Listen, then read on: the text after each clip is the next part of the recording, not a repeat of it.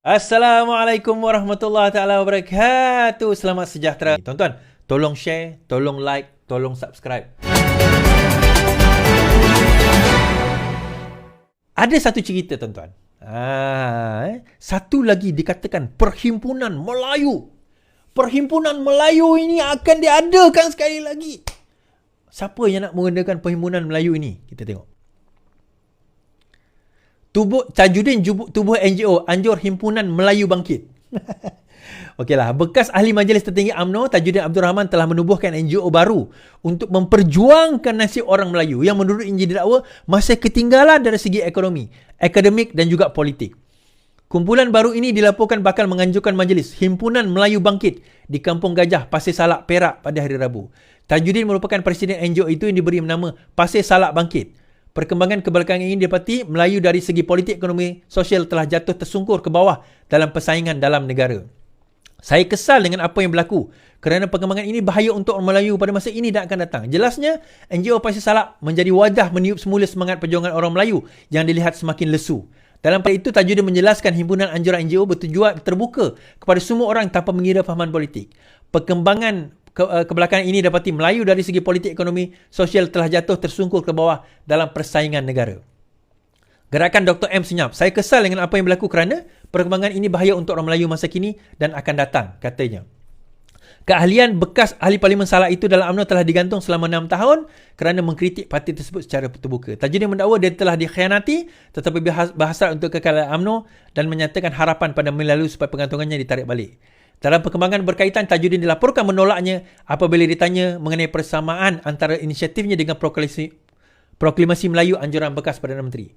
Gerakan itu dia hanya menggerakkan kemudian senyap. Himpunan saya ini nak satukan orang Melayu dan Melayu bangkit. Macam inilah tuan-tuan. Dia macam inilah. Yang pertama, Tajudin ini masih lagi berromantis, berkarisma, terperangkap dalam angan-angan dan halusinasi dia sendiri. Dan dialah yang antara, menurut dialah, Tajudin kata, dialah sebenarnya yang mula membuat proklamasi Melayu dahulu. Kalau nak tahu cerita, ini dia katalah, klaim dia. Dialah yang bawa jumpa Zahid, dia yang jumpa Perdana Menteri masa tu Mahathir, dialah yang bawa jumpa dengan PAS pada waktu itu Hadi, dan dialah yang menggabungkan, bawa ke pentas masa tu proklamasi Melayu, kalau tuan-tuan ingat. Bukan proklamasi Melayu, yang sebelum itu, tahun 2019 itu, yang pada masa tu Anwar tidak dijemput. Dialah kata, dialah yang memulakan. Sekarang ini dia bawa balik NGO Melayu, kononnya membela Melayu. Tuan-tuan, sampai bila Melayu kita ni nak ditunggang? Saya tanya soalan ni, sampai bila Melayu kita ni nak ditunggang? Sampai bila agama kita ni nak ditunggang? Kalau dia dah kalah, dia tak ada kuasa, dia cerita Melayu, dia cerita agama, dia cerita Melayu, dia cerita agama. Masa dia berkuasa, tak ada pun cerita Melayu, cerita agama. Tak ada pun cerita Melayu, cerita agama tu. Kenapa saya kata, kalau dia berkuasa, cerita Melayu, cerita agama, kenapa bila dia dah hilang kuasa, tiba-tiba dia kata Melayu tertindas? Melayu hilang kuasa. Melayu tersungkur. Melayu lesu. Kenapa masa dia berkuasa, dia tak berjaya nak meningkatkan itu semua? Sedangkan hakikatnya saya Melayu, majoriti tuan-tuan dan perempuan ini Melayu, kita macam ni lah, tak ada pun, okey je. Negara kita macam ni lah, okey je. Taklah terbaik, tetapi okey lah, tak adalah teruk sangat. Dan majoriti daripada kita yang terlibat dalam politik ni pun orang Melayu. Dan saya percaya ramai juga orang Melayu kita daripada segi ekonominya pun okey. Nak kata bagus sangat pun tidak, nak kata teruk sangat pun, ada yang teruk, tapi tak adalah teruk sangat. We are okay.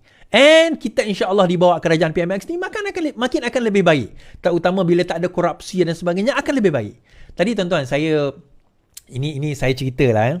Saya jumpa someone lah daripada satu telco.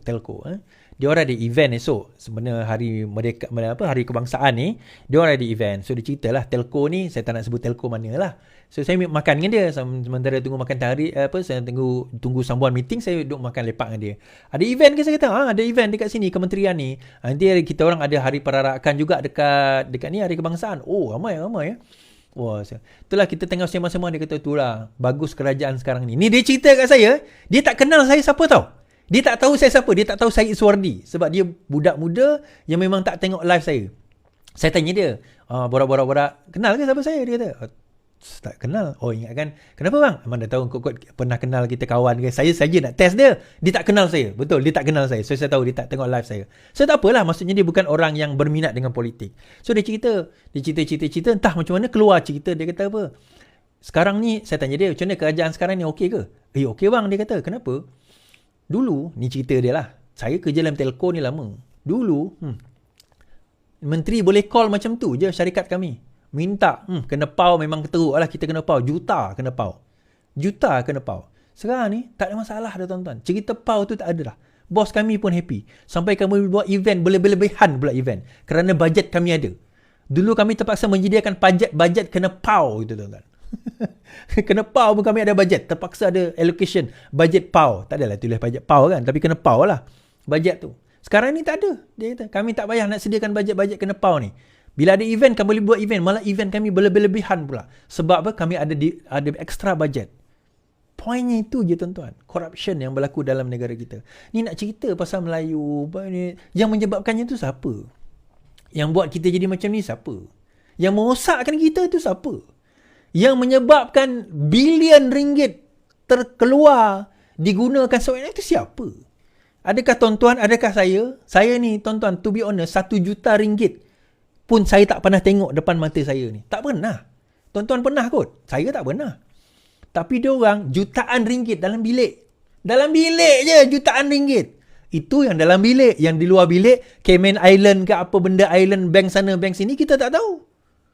Yang kita ni tuan-tuan, jangan kata 1 juta ringgit. Kata 100,000 pun tak pernah tengok dalam seumur hidup kita. 100,000 bandel lah, bandel. Saya pernah tengok 100,000. Wah, kaya kau tak? Kawan saya security guard. Dia tukang bawa duit. Masa dia bawa duit tu, saya tengok tegur dia. Oi, bang! Oh, bang, kau lah. Gimana? Di bank, hantar duit. Oh, dia tunjuk. 100,000 dia kata. 100,000 je, tak banyak. Sikit je. Oh, ni 100,000 lah. Oh, sempatlah saya tengok kan. Itu je lah, bukan sebab saya punya 100,000. Tapi siapa yang merosakkan tuan-tuan? Kita tanya soal ini. Siapa yang merosakkan? Baik. Itulah. Kan? Kata nak cerita proklamasi Melayu lah, sebagainya lah, apalah. Akhirnya, yang merosakkan orang kita sendiri. Ni, orang-orang ni sendiri. Saya bagi contoh tuan-tuan.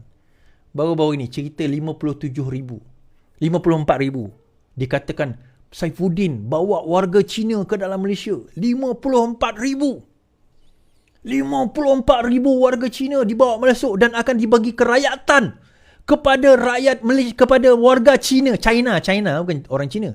Warga China ini akan dibagi kerakyatan dan ada satu page ke mana tadi kata akan dibagi apa orang kata mereka akan mengundi DAP dalam PRN yang baru-baru ini. Rupa-rupanya kita baca ni dulu. Isu kerakyatan warga Cina, laporan polis akan dibuat. Ni. Ini PAS Pusat. SPRM sila ambil siasat Menteri KDN, JPN. Isu 54,000 warga China dalam proses diberikan kewarganegaraan adalah sangat serius. Dia kata sesat. Ini siapa tulis? PAS Pusat. Rafizi kata, saya akan bercakap dengan Menteri KDN sendiri, Saifuddin, supaya satu laporan polis dibuat mengenai posting ini yang jelas satu criminal defamation. Dalam proses diberi kerakyatan adalah penipuan. PAS perlu bertanggungjawab bila berterusan berbohong sebegini. InsyaAllah Menteri Ekonomi akan berbincang dengan Menteri KDN agar laporan polis dibuat berhubung satu perkongsian didakwa sebagai jenayah fitnah. Okey, ia berhubung dengan apa orang kata satu akaun social media PAS berhubung dakwan 50,000 warga China dalam proses diberi kewarganegaraan. Sebelum itu, tular di media sosial mengenai 54,000 warga Cina dalam proses pengundi DAP yang memetik kenyataan Saifuddin. Namun, ia didakwa telah dimanipulasi pihak bertanggungjawab sehingga mendapat perhatian warganet.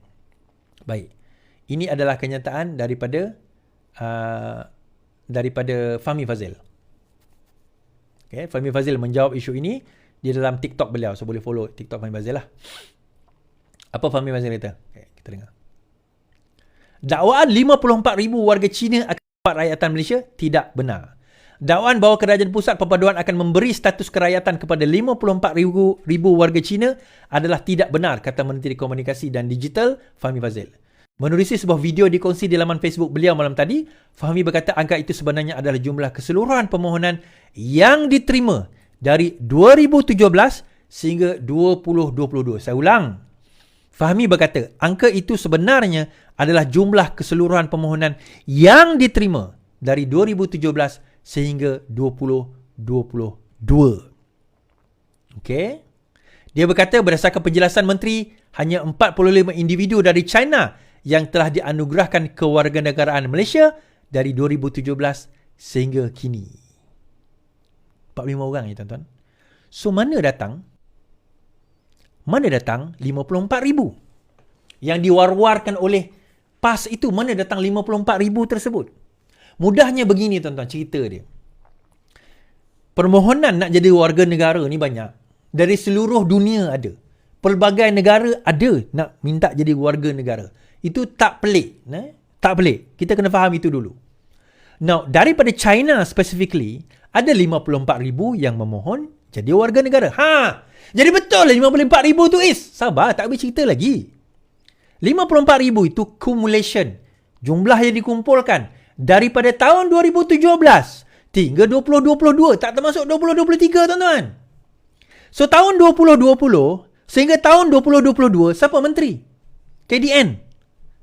Perikatan Nasional. Hamzah Zainuddin. Tahun 2018 sampai 2020, siapa menteri KDN? Tidak lain tidak bukan Muhyiddin Yassin. 17 sampai 18 kita fahamlah. 17-18 itu kita tahulah pada waktu itu Najib memerintah tapi setahun je lah. Tapi 18 sampai tahun 2022, tahun 2018 sampai 2022, menteri KDN-nya daripada siapa tuan-tuan? Muhyiddin Yassin dan juga Hamzah Zainuddin. 57,000 itu majoritinya daripada datangnya daripada bukan bekas. Sekarang ini Presiden Perikatan Nasional dan juga Setiausaha Agung Perikatan Nasional sewaktu mereka berkuasa. 54,000 majoriti datang daripada mereka. Dia nak deny macam mana? So apa yang Saifuddin kata hari itu, kami dapat permintaan 54,000. Saya meneliti. Dia menteri KDN menelitilah permohonan-permohonan tersebut. Meneliti. Belum kata lulus lagi. Tapi 54,000 tu datang pada masa bila? Kenapa banyak sangat Is? Tanyalah dengan Hamzah Zainuddin. Tanyalah dengan Muhyiddin Yassin. Kenapa banyak sangat? Tanyalah dengan dia orang ni yang mungkin tak tahulah proses itu mudah ke, ada janji apa. Saya tak tahulah. Tapi permintaan itu, permohonan itu ada. Namun begitu tuan-tuan.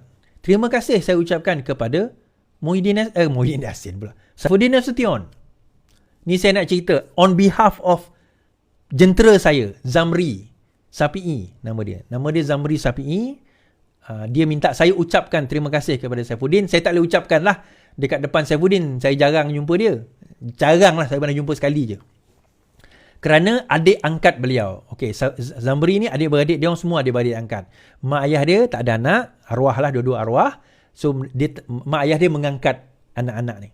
So dia salah seorang yang diangkat dan adik dia pun diangkat. Isu dia, adik dia katanya diangkat daripada ibunya Indonesia, orang Indonesia. Tapi diangkat oleh mak bapak dia, orang Malaysia lah, iaitu mak bapak kawan saya ni. So sehinggalah umur dia 22 tahun, dia tidak pernah ada IC. Daripada kecil, dia angkat masa baby ni, dia angkat. Sampailah umur 22, dah merayuan buat puluhan tahun. Sampai budak tu dah kahwin dah, 22, 23 dah umur budak tu sekarang. Tak ada IC tuan-tuan.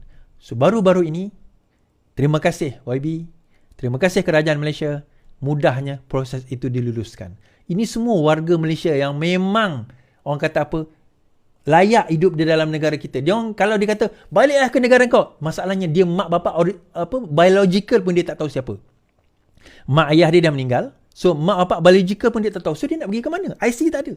So baru-baru ini ada, dia kongsikan gambar itu dengan saya, Zamri.